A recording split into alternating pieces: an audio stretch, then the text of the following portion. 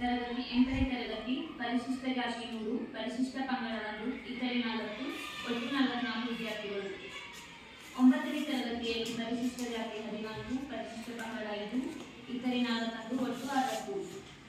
10ನೇ ತರಗತಿಯಲ್ಲಿ ಪರಿಶಿಷ್ಟ ಜಾತಿ 6, ಪರಿಶಿಷ್ಟ ಪಂಗಡ 3, ಇತರೆ 44, ಒಟ್ಟು 53. ಒಟ್ಟು ಎಸ್ಸಿ ವಿದ್ಯಾರ್ಥಿಗಳು 23, ಎಸ್ಟಿ 9, ಇತರೆ 125, ಒಟ್ಟು ವಿದ್ಯಾರ್ಥಿಗಳು 157. ಭೇಟಿಯ ದಿನದಂದು ದಾಖಲಾತಿಯಲ್ಲಿರುವ ಮತ್ತು ಹಾಜರಿರುವ ಮಕ್ಕಳ ಸಂಖ್ಯೆ 4-8-2025. 8ನೇ ತರಗತಿಯಲ್ಲಿ ದಾಖಲಾತಿ 32, ಹಾಜರಾತಿ ಹುಡುಗರು 11, ಹುಡುಗಿಯರು 15, ವಿಶೇಷ ಚೇತನ ಮಗು 1, ಗೈರು ಹಾಜರಾದ ಮಕ್ಕಳು 5, ಒಟ್ಟು ವಿದ್ಯಾರ್ಥಿಗಳು 32. 9ನೇ ತರಗತಿಯಲ್ಲಿ ದಾಖಲಾತಿ 48, ಹಾಜರಾದ ವಿದ್ಯಾರ್ಥಿಗಳು ಹುಡುಗರು 10, ಹುಡುಗಿಯರು 26, ವಿಶೇಷ ಚೇತನವಿರುವುದಿಲ್ಲ, ಗೈರು ಹಾಜರಾದ ಮಕ್ಕಳು 12, ಒಟ್ಟು 48 ವಿದ್ಯಾರ್ಥಿಗಳು. 10ನೇ ತರಗತಿಯಲ್ಲಿ ದಾಖಲಾತಿ 42, ಹುಡುಗರು 12, ಹುಡುಗಿಯರು 25, ವಿಶೇಷ ಚೇತನವಿರುವುದಿಲ್ಲ, ಗೈರು ಹಾಜರಾದ ಮಕ್ಕಳು 5, ಒಟ್ಟು 42. ಒಟ್ಟು ದಾಖಲಾತಿ 122, ಹುಡುಗರು 33, ಹುಡುಗಿಯರು 66, ವಿಶೇಷ ಚೇತನರು 1, ಗೈರು ಹಾಜರಾದ ಮಕ್ಕಳು 22, ಒಟ್ಟು 122. 2023-24ರಲ್ಲಿ ಬಂದ ಶಾಲೆಯ ಅನುದಾನಗಳು ಮತ್ತು ಬಳಕೆಯಾದ ವಿವರ. ಪ್ರಾರಂಭಿಕ ಶುಲ್ಕ ಇರುವುದಿಲ್ಲ. ಶಾಲಾ ಅನುದಾನ ಕೇಕ್ ಮೂಲಕ 1-8-2023 25,000 ರೂಪಾಯಿ. ಶೂ ಮತ್ತು ಸಾಕ್ಸಿಗೆ 24-8-2023 37,500 ರೂಪಾಯಿ. ಗ್ರಂಥಾಲಯದ ಅನುದಾನ ಮತ್ತು ಪುಸ್ತಕ ಖರೀದಿ 1-8-2023 15,400 ರೂಪಾಯಿ. ವಿಶೇಷ ಚೇತನ ಮಕ್ಕಳಿಗೆ ಬಿಡುಗಡೆಯಾದ ಅನುದಾನ 1-8-2023ಕ್ಕೆ 4,550.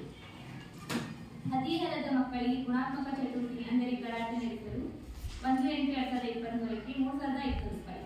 ಕ್ರೀಡಾ ಶುಲ್ಕ ಎಸ್ಡಿಎಂಸಿ ಅನುದಾನ ಮತ್ತು ಕೇಕ್ ಮೂಲಕ 1-8-2023 50,000 ರೂಪಾಯಿ.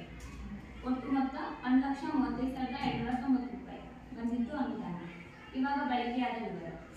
ಶಾಲಾ ಅನುದಾನದ ವೆಚ್ಚ 19-2-2023ಕ್ಕೆ 25,000 ರೂಪಾಯಿ. ಶೂ ಮತ್ತು ಸಾಕ್ಸಿಗೆ 29-3-2024ಕ್ಕೆ 37,495 ಖರ್ಚಾಗಿರುತ್ತದೆ. ಗ್ರಂಥಾಲಯದ ಅನುದಾನ ಪುಸ್ತಕ ಖರೀದಿ 15,040 ರೂಪಾಯಿ. ವಿಶೇಷ ಚೇತನ ಮಕ್ಕಳಿಗೆ ಬಿಡುಗಡೆಯಾದ ಅನುದಾನ ಖರ್ಚಾಗಿರುತ್ತದೆ 4,550 ರೂಪಾಯಿ. ಕ್ರೀಡಾ ಶುಲ್ಕ 50,000 ರೂಪಾಯಿ. ಒಟ್ಟು 1,35,285 ರೂಪಾಯಿ ಖರ್ಚಾಗಿರುತ್ತದೆ. ಅಂತಿಮ ಶುಲ್ಕ 5 ರೂಪಾಯಿ ಇರುತ್ತದೆ. ಒಟ್ಟು ಮೊತ್ತ 1,35,290 ರೂಪಾಯಿ.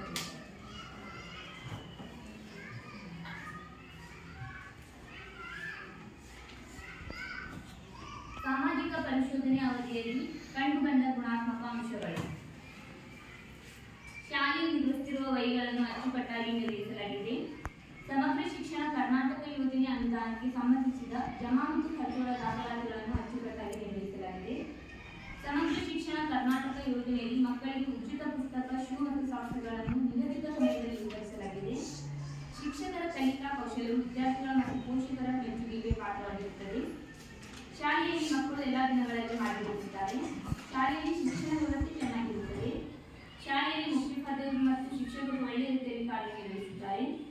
ಮಕ್ಕಳು ಸಾಂಸ್ಕೃತಿಕ ಕಾರ್ಯಕ್ರಮಗಳಲ್ಲಿ ಚೆನ್ನಾಗಿ ಭಾಗವಹಿಸಿದ್ದಾರೆ. ಯೋಜನೆಗೆ ಸಂಬಂಧಿಸಿದ ಎಲ್ಲ ವೈಗಳು ನಮೂನೆಗಳು ಅಚ್ಚುಕಟ್ಟಾಗಿ ನಿರ್ವಹಿಸುವುದು ಗಮನಿಸಲಾಗಿದೆ. ಶಾಲಾ ಶಿಕ್ಷಕರು ಸರಿಯಾದ ಸಮಯಕ್ಕೆ ಹಾಜರಿರುವುದು ಗಮನಿಸಲಾಗಿದೆ. ಹೆಣ್ಣು ಮಕ್ಕಳಿಗೆ ಸ್ವಯಂ ರಕ್ಷಣಾ ತರಬೇತಿಯನ್ನು ನೀಡುವುದು ದಾಖಲೆಗಳ ಮೂಲಕ ಗಮನಿಸಲಾಗಿದೆ. ಸಾಮಾಜಿಕ ಪರಿಶೋಧನಾ ಅವಧಿಯಲ್ಲಿ ಕಂಡುಬಂದ ಗುಣಾತ್ಮಕ ಅಂಶಗಳು.